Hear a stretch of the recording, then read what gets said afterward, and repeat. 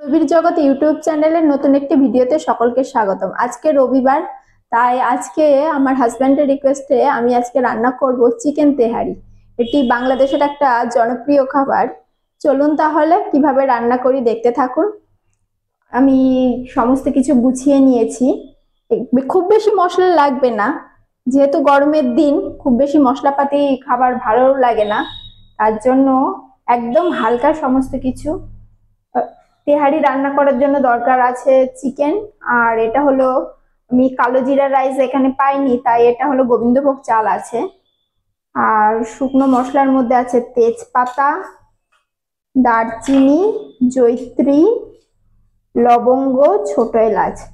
আর লাগবে এই যে গোলমরিচ গুঁড়ো, জায়ফল গুঁড়ো, আর জয়িত্রীর গুঁড়ো, আর একটু কালারের জন্য কাশ্মীরি লঙ্কা, টক দই, আদা বাটা, রসুন বাটা, কুচনো পেঁয়াজ, কাঁচা লঙ্কা চেরা, আর এটা একটু ছোট সাইজের, আর একটা স্লাইস করে কাটা পেঁয়াজ, আর সর্ষের তেলে রান্না হবে।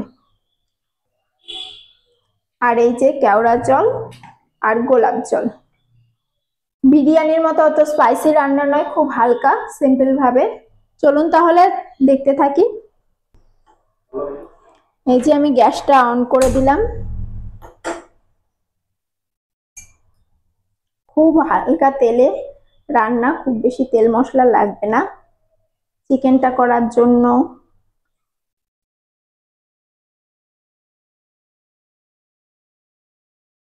এই 2 থেকে 3 চামচ মতো আমি তেল দিলাম। তেলটা গরম হয়ে গেছে, এবার আমি এই পেঁয়াজগুলো দিয়ে দেব। স্লাইস করে যে পেঁয়াজটা আমি কেটে রেখেছিলাম সেটা মাংস রান্নার জন্য। আমি একটু তাড়াহুড়োতে আছি, এই জন্য একটু ভুল করে আমি পেঁয়াজগুলো দিয়ে ফেলেছি, হট করে মনে পড়লো। তাই আমি এই যে গোটা গরম মশলাগুলো রেখেছিলাম সেইগুলো পেঁয়াজটাকে সাইডে সরিয়ে এবার একটু ভেজে নেব। আর প্রচণ্ড গরম পড়েছে, যা গরমের মধ্যে একটু ভুলও হয়ে গেছে, কি আর করা যাবে, সেটাকে ম্যানেজ করে নিতে হবে। এর নামই রাঁধুনি। কোনোভাবেই ভুল হয়ে গেলে পরে সেখানে আর কিছু করা যাবে না সেটা নয়, একটু ম্যানেজ করে নিতে হবে। বাদ বাকি পেঁয়াজগুলো দিয়ে একটুখানি হালকা নেড়ে নেব। পেঁয়াজগুলোর কালারটা একটু চেঞ্জ হওয়া পর্যন্ত অপেক্ষা করতে হবে, ওই মিনিট খানেক নাড়লে পরেই হবে। এরপরে আমি দিলাম 2 চামচ আদা বাটা। যেহেতু আমার 1 কিলো মাংস, সেই হিসেব করে খুব বেশি মশলাপাতি লাগে না। আর দিলাম 2 চামচ রসুন বাটা। এবার এইগুলোকে একসাথে সব শুদ্ধ ওই মিনিট খানেক ভালো করে নেড়ে নিতে হবে। এই ফ্লেমটা এই সময় ওই মিডিয়াম রাখলেই হবে। মিডিয়াম রেখে মিনিট 1-2 মতো নেড়ে নিতে হবে, তাহলে পরে এই যে কালারটা চেঞ্জ হয়ে গেছে। এবার আমি মাংসগুলো দিয়ে দেব। এই মাংসের পিসগুলো খুব বেশি বড় করা যাবে না, বিরিয়ানির মতো।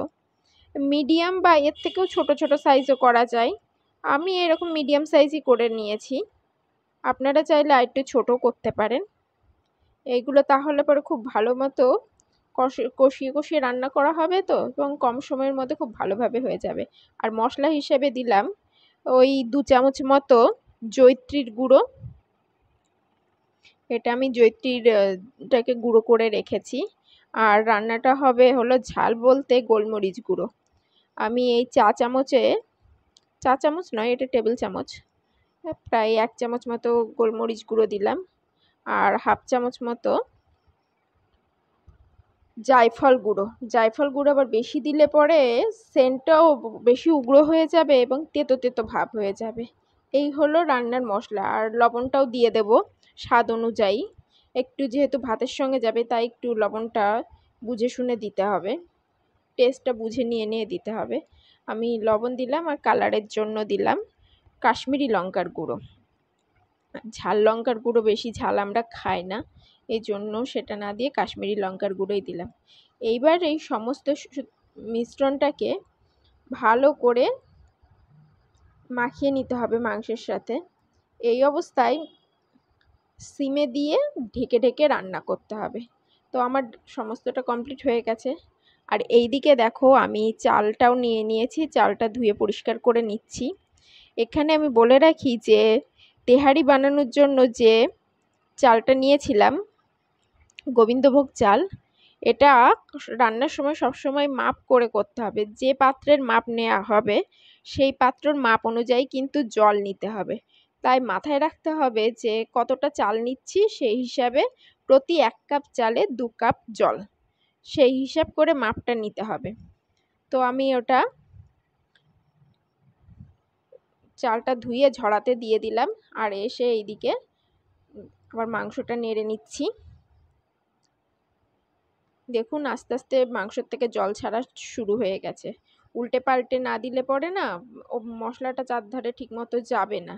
তাই একটু পরপর খুলে ওই 3-4 মিনিট পরপর একটুখানি খুলে উল্টে পাল্টে দিয়ে আবার সিমে দিয়ে ঢাকা দিয়ে দিচ্ছি। এবার হয়ে গেল, বেশ কিছুক্ষণ হয়ে গেছে যেহেতু, এই জন্য আমি আগে যে টক দইটা নিয়েছিলাম ফেটিয়ে রেখেছিলাম 2 চামচ টক দই, সেটা এবার দিয়ে দেব এর মধ্যে। এই যে দেখুন এটাকে মাখিয়ে নিলে পরে কি সুন্দর কালারও হয়, আর এর থেকে অনেক জলও ছাড়বে। আর এই টক দই দিলে পরে না মাংস খুব সফট হয়ে যায় আর খুব তাড়াতাড়ি সেদ্ধও হয়ে যায়। এটাকে ভালো করে মিক্সড করে নিই আমি। এই যে জল ছাড়া শুরু হয়ে গেছে, কিন্তু টক দই যেই গেছে আস্তে আস্তে জলটাও ছাড়াটা শুরু হয়ে গেছে। আমি কিন্তু এর মধ্যে কোনো জল দিইনি, এক্সট্রা কোনো জল অ্যাড করিনি। এই যে সিমে দিয়ে দিয়ে ঢাকা চাপা দিয়ে দিয়ে রান্না করেছি, দেখুন কতটা জল বেরিয়েছে চিকেনের থেকে। আর সেন্টটাও দারুণ সুন্দর হয়েছে, জায়ফল আর জয়িত্রীর যে গন্ধটা সেটা একদম অন্যরকম পুরো। এই যে মাংসটা ঢাকা দিয়ে দিয়ে রান্না করার ফলে একটুখানি প্রেসার দিলে পরেই বেশ ভেঙে যাচ্ছে। টক দই দেওয়া হয়েছে এই জন্য আরও তাড়াতাড়ি হয়ে গেছে। আর এই যে জলটা ঝরাতে দিয়েছিলাম, দেখুন কতটা জল বেরিয়েছে, আর চালটাও একদম ঝুরঝুরে হয়ে গেছে। এবার এই যে এরকম ঝুরঝুরে হয়ে গেলে পরে এর মধ্যে ভিজিয়ে রাখলে হবে না, এরকম ঝুরঝুরে করে নিয়ে এবার রান্না করতে হবে। তো আমার মোটামুটি রান্না কমপ্লিট। মাংসটা বেশিক্ষণ সময় লাগে না, 15-20 মিনিটের মধ্যেই মাংসটা হয়ে যায়, খুব তাড়াতাড়ি হয়ে যায়, কোনো ম্যারিনেশন করে রাখা নেই, কিচ্ছু নেই, কিন্তু এত তাড়াতাড়ি হয়ে যায় এটা। আর এতটা তো গ্রেভি লাগবে না, তার জন্য ভালো করে এটাকে চিকেনের সঙ্গে শুকিয়ে নেব। এই সময় আমি একটু ফ্লেমটাকে বা হাই করে রেখেছি। এই যে দারুণ এই রকম পর্যায়ে থাকতে হবে। আমি এবার একটা বড় পাত্র নিয়েছি, তার মধ্যে ফোড়নের জন্য, এই তেহারি রান্নার জন্য যে তেলটার দরকার সর্ষের তেল, এটা আমি এই 3 চামচ মতো দিয়েছি পুরোটাই।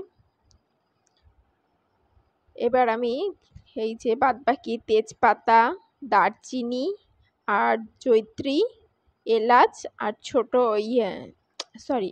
এলাচ আর লবঙ্গ, এটা দিয়ে ফোড়নটা দিয়ে নিলাম। তারপরে এই যে কুচিয়ে রেখেছিলাম যে পেঁয়াজটা একটু ছোট ছোট করে, সেই কুচনো পেঁয়াজটা দিয়ে দেব। এই কুচনো পেঁয়াজটা দিয়ে ভালো করে একটু নাড়তে হবে। ম্যাক্সিমাম রান্না হয়েই গেছে। এবার হলো ভাতটা, ভাতের সঙ্গে মাংসটা দেখতে অনেকটা বিরিয়ানির মতোই, কিন্তু বিরিয়ানির মতো নয় অত মশলাদার। আর ওই বাদ বাকি যে রসুন বাটাটা ছিল, রসুন বাটা, এটাও 2 চামচ মতো রসুন বাটা ছিল, আর এই আদা বাটা, এটা দিয়ে ভালো করে মিশিয়ে নেব। একটু ভাজা ভাজা হয়ে গেলেই দেখুন কালারটা কীরকম সুন্দর হয়ে আসে। আর এই সময় যে এর যে সেন্টটা এত ভালো লাগে, এটা ভালো করে মিক্সড করে নিয়েছি। এবার যে চালগুলো ছিল সেই চালগুলো দিয়ে দিলাম। তেহারি রান্নার মূল ব্যাপারটাই হলো যে এই যে চালটাকে ভালো করে এই মশলার সাথে ভাজতে হবে। যত ভালো ভাজা হবে, ভালো করে এই মশলাটা মিক্সড করে নেওয়া হবে, বেশ কিছু সময় ধরে ভালো করে ভাজতে হবে। এই যে নিচটা কীরকম একটু লালচে বাদামি ভাব হয়ে এসেছে। আর ভালো করে এই যে ভাজলে পরে কি হবে যে সহজে নেটকে ধরবে না।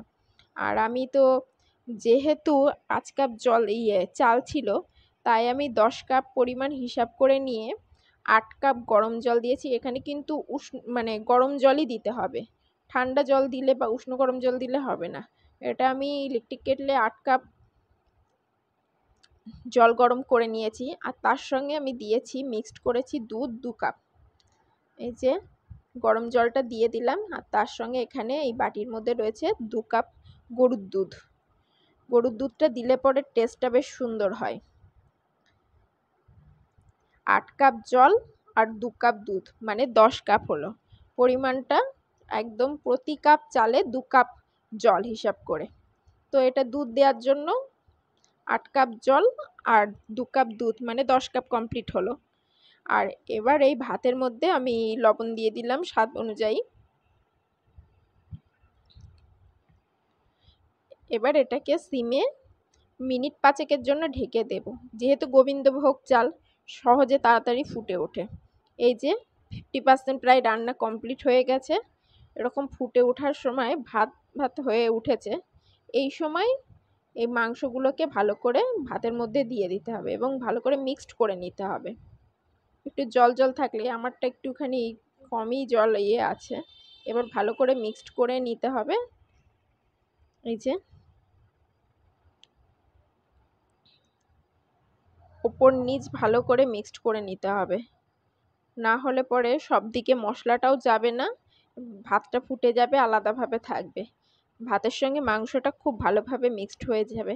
এই যে মিক্সড করে নিয়েছি, আর আমি এই যে কাঁচা লঙ্কা যেগুলো ছিল সেইগুলো আমি এর উপর সাজিয়ে দিলাম।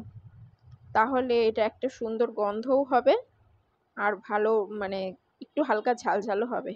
আর এর আগের দিন আমি যে বাড়িতে ঘি বানিয়েছিলাম, এটা হলো সেই ঘি। এর উপর 2 চামচ ঘি ছড়িয়ে দিলাম। এতে গন্ধটা যে এত সুন্দর আসে,